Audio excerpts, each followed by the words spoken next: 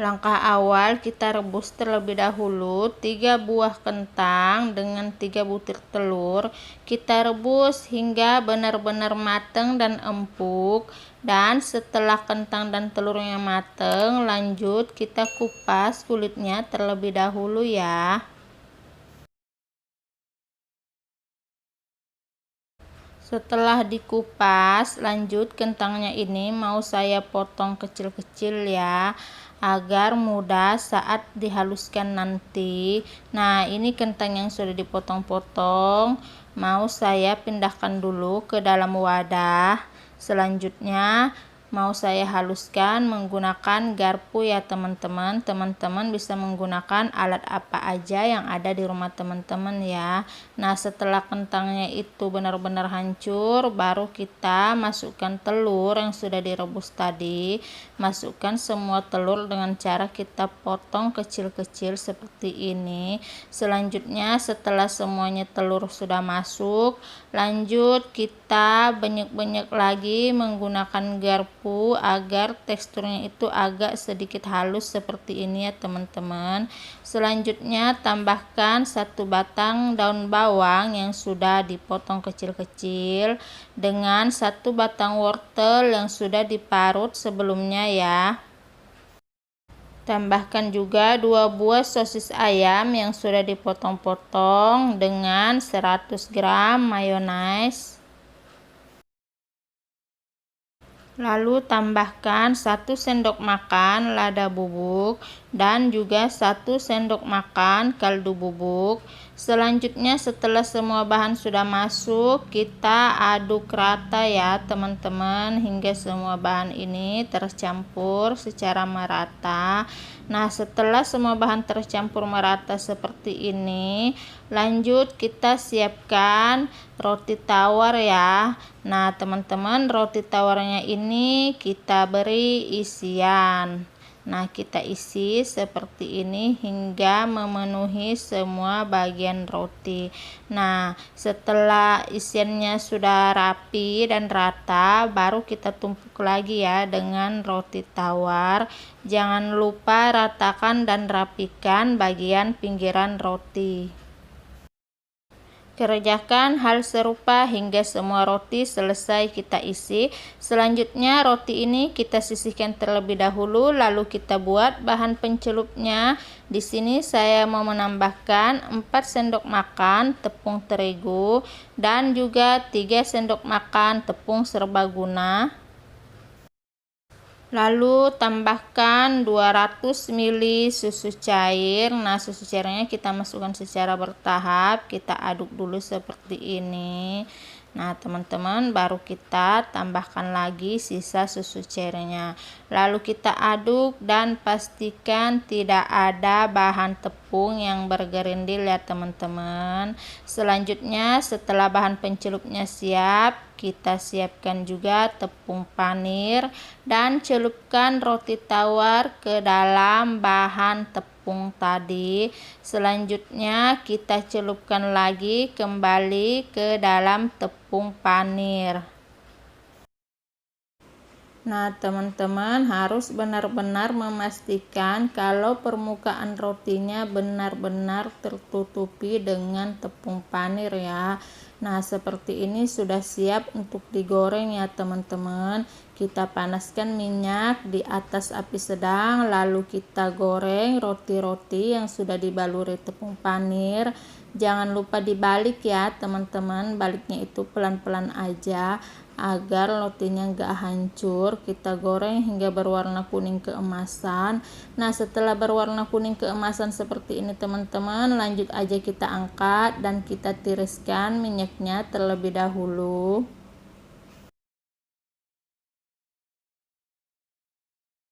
Nah, setelah minyaknya sudah tiris, rotinya bisa dibelah ya menjadi 2 bagian. Kita potong bagian sisi ujungnya seperti ini teman-teman. Bagian dalamnya itu lembut banget ya, bagian luarnya crispy, renyah, gurih, pokoknya enak banget. Nah, teman-teman, ini bisa dilihat ya, bagian dalamnya itu benar-benar cantik banget dan Pokoknya ini enak banget teman-teman ya, sangat lembut. Ini cocok banget jadi cemilan ataupun ide jualan teman-teman di rumah. Selamat mencoba ya, semoga bermanfaat. 500 gram ubi jalar. Nah, ubi jalarnya ini kita kupas dan kita potong-potong ya teman-teman. Nah, ini ubi jalarnya setelah saya potong kecil-kecil lalu saya cuci bersih. Selanjutnya ubi jalar ini mau kita kukus ya. Kita kukus ubi jalarnya hingga benar-benar mateng dan benar-benar empuk ya teman-teman. Nah, selanjutnya setelah ubi jalarnya mateng, lanjut kita angkat terlebih dahulu dari panci pengukus.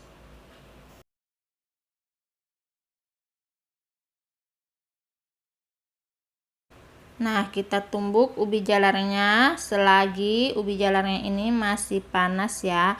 Saya tumbuknya menggunakan botol plastik. Teman-teman bisa menggunakan alat apa aja yang ada di rumah teman-teman. Lalu saya menambahkan 300 gram gula pasir dan kita tumbuk hingga gula pasirnya ini benar-benar hancur dan larut. Nah, setelah halus ya ubi jalar dan juga gula pasirnya, kita tambahkan juga setengah sendok teh vanili bubuk dengan setengah sendok teh pewarna makanan dan juga setengah sendok teh TBM. Lalu kita aduk merata hingga semua bahan ini tercampur secara merata ya teman-teman.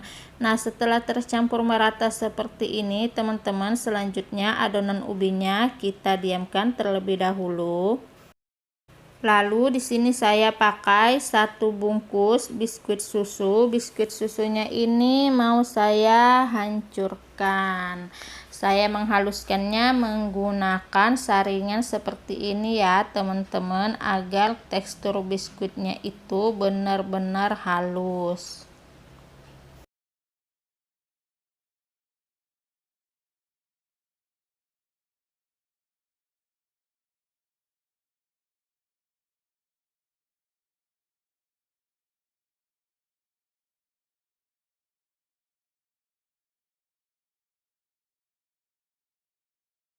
Nah, ini dia ya teman-teman biskuitnya setelah dihaluskan, teksturnya benar-benar halus. Selanjutnya biskuit ini kita sisihkan terlebih dahulu.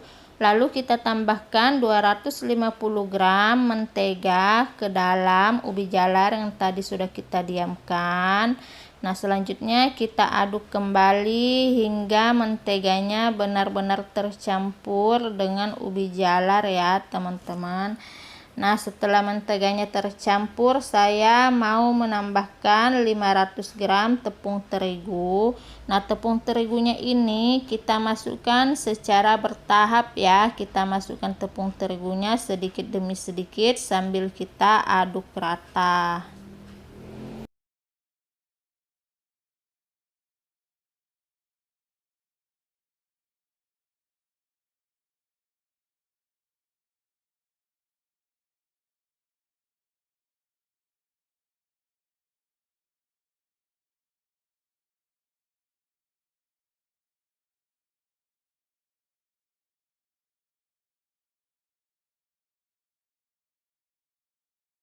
Nah, ini mau saya uleni menggunakan tangan hingga adonannya benar-benar kalis.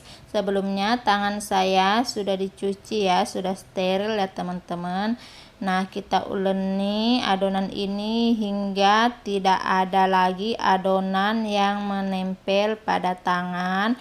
Itu artinya adonan sudah kalis kalau tidak ada lagi adonan yang menempel pada telapak tangan.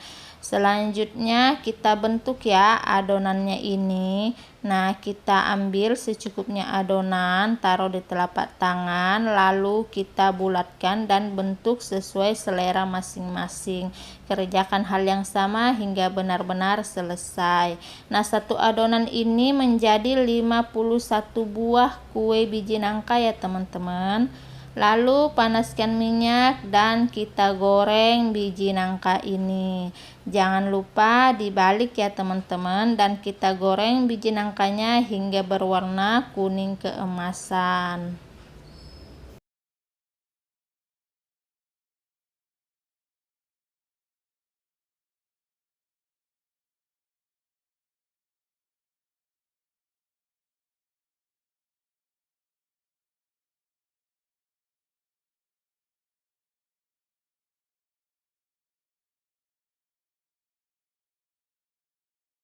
Nah, setelah biji nangkanya mateng, angkat dan tiriskan minyaknya terlebih dahulu ya.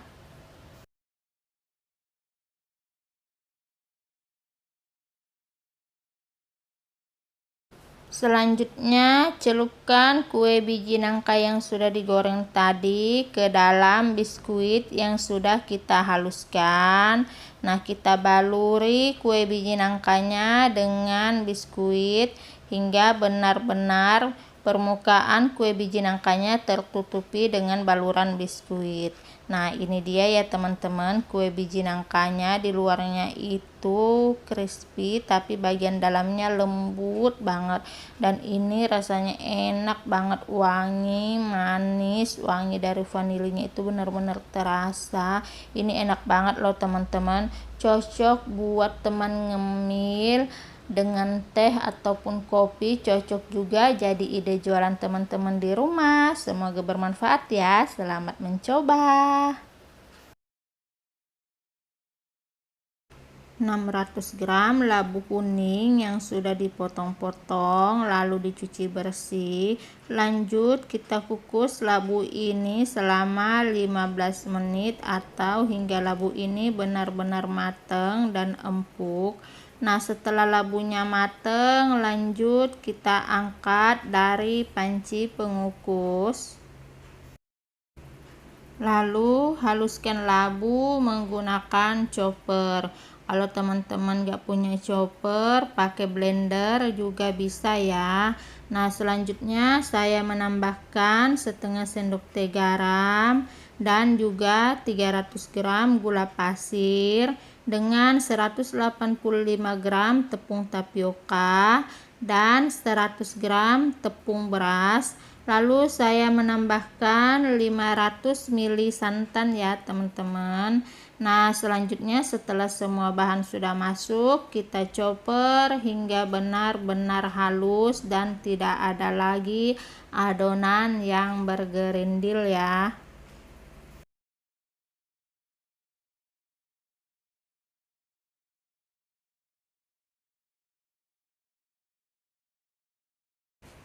Selanjutnya kita tuangkan adonan ini ke dalam cetakan. Saya pakai cetakan cup yang ukuran 200 ml. Nah, setelah semua adonannya masuk ke dalam cetakan, lanjut adonan kuningnya ini kita kukus hingga 15 menit ya teman-teman. Nah, teman-teman, sambil menunggu adonan kuning ini kita kukus, kita mau buat dulu adonan putihnya ya. Nah, di sini saya menambahkan 90 gram tepung tapioka, 160 gram tepung beras dengan 1 sendok teh garam dengan setengah sendok teh vanili bubuk. Lalu saya menambahkan 780 ml santan. Nah, santannya kita masukkan sebagian dulu, lalu kita aduk hingga benar-benar tidak ada adonan tepung yang bergerindil. Selanjutnya kita masukkan semua sisa santan tadi, lalu kita aduk kembali. Nah, teman-teman, setelah dirasa-rasa lapisan putihnya ini sudah set, siap kita tuangkan ke atas adonan kuning yang terlebih dahulu tadi sudah kita kukus ya. Nah, kita tuangkan hingga adonan putih ini memenuhi bagian cetakan ya teman-teman. Lalu selanjutnya kita kukus kembali 15 menit atau hingga benar-benar kue talam labu kuning ini matang. Jangan lupa tutup pancinya dialasi kain agar uap air tidak menetes ke atas kue. Nah, ini ya teman-teman, kue talam labu kuning kita sudah matang. Teksturnya itu benar-benar lembut, manisnya pas dan benar-benar lumer. Ini cocok banget buat cemilan, teman ngeteh, teman ngopi, ataupun ide jualan ya teman-teman. Selamat mencoba di rumah ya. Semoga bermanfaat. Blender 10 siung bawang putih, lalu tambahkan 3 biji kemiri dan juga 1 sendok makan biji ketumbar, lalu tambahkan secukupnya air untuk menghaluskan bumbu. Kita blender bumbu hingga benar-benar halus. Selanjutnya tuangkan bumbu halus ke dalam ayam. Nah, lalu kita tambahkan air hingga memenuhi bagian ayam ya, teman-teman.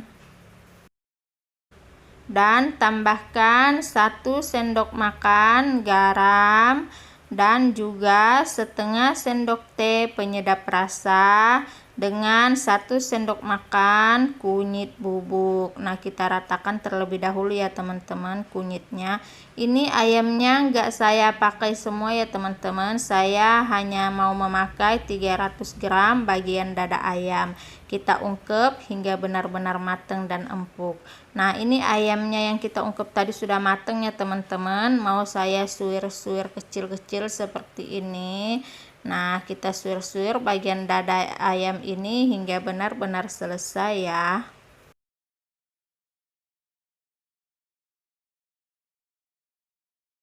Setelah ayamnya ini selesai kita suir, kita sisihkan terlebih dahulu ya. Lalu kita buat bumbu halusnya. Di sini saya pakai setengah sendok makan biji ketumbar dan juga 10 biji cabai rawit dengan 5 siung bawang putih dan juga 5 siung bawang merah. Nah, lalu saya menambahkan 50 ml air untuk menghaluskan bumbu ini. Kita haluskan bumbunya hingga benar-benar halus ya teman-teman.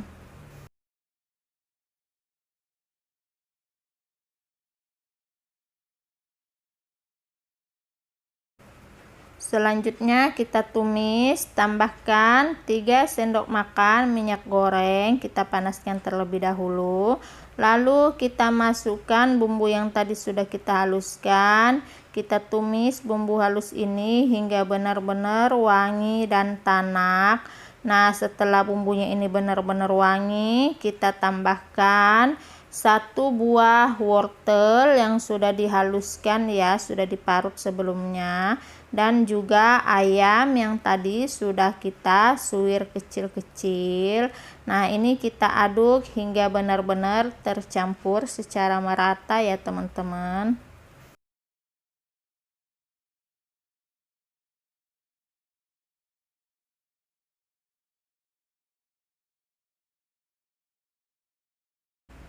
Tambahkan setengah sendok makan penyedap rasa, 1 sendok makan garam, dan juga setengah sendok teh lada bubuk. Lalu kita aduk hingga tercampur secara merata.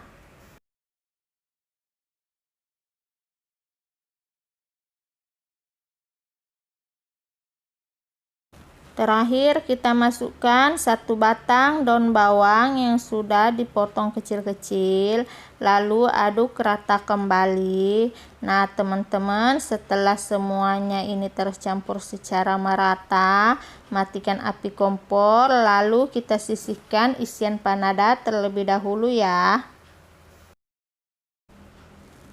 300 gram tepung terigu dan tambahkan 2 sendok makan gula pasir dengan 1 sendok makan ragi instan, lalu tambahkan juga 2 sendok makan mentega.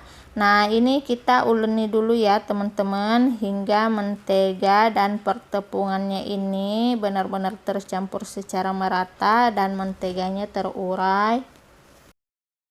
Nah, selanjutnya saya menambahkan santan. Santannya ini kita masukkan secara bertahap. Santannya ini tidak saya masukkan semua ya. Jumlah santan yang saya masukkan hanya 100 ml.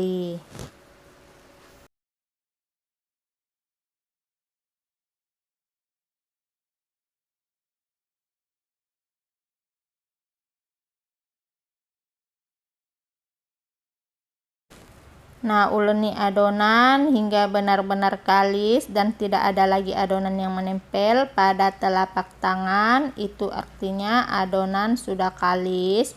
Nah, selanjutnya teman-teman, adonan ini siap kita tutup dulu menggunakan kain ya. Kira-kira hingga 15 menit atau adonan ini benar-benar mengembang. Nah, setelah 15 menit dan adonannya sudah mengembang, siap untuk kita bentuk. Kita taburi terlebih dahulu ya ini talenannya dengan tepung terigu agar nanti adonannya tidak menempel pada talenan. Nah, ini adonannya mau saya bagi rata ya, agar nanti kuenya itu besarnya merata. Kita bagi rata dulu. Selanjutnya kita ambil satu bulatan adonan ini, kita pipihkan pada telapak tangan. Kita rapikan seperti ini ya, hingga benar-benar rapi dan merata. Lalu kita beri isian panada kira-kira 2 sendok makan. Lalu kita rekatkan kedua sisinya. Nah, kalau kedua sisinya sudah benar-benar rapi dan merekat seperti ini ya teman-teman, selanjutnya kita kucir bagian pinggiran panadanya.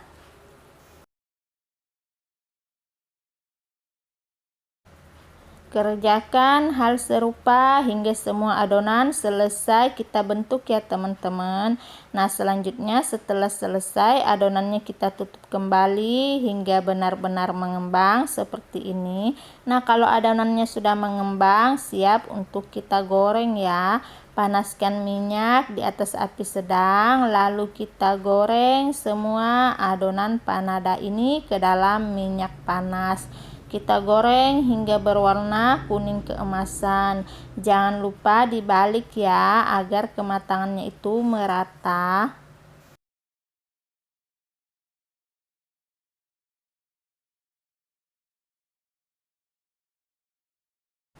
Nah, setelah berwarna kuning keemasan seperti ini, tandanya panada sudah mateng. Kita matikan kompor, lalu angkat kue panadanya dan kita tiriskan minyaknya terlebih dahulu ya.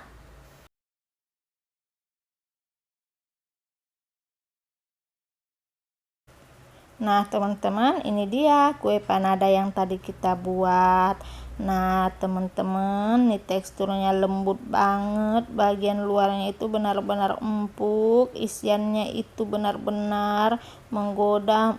Ini wangi, enak banget teman-teman. Teman-teman wajib mencobanya di rumah ya. Selamat mencoba, semoga bermanfaat. Dan jika teman-teman merasa channel ini bermanfaat, tolong di-share ke teman-teman sosial media kalian. Terima kasih.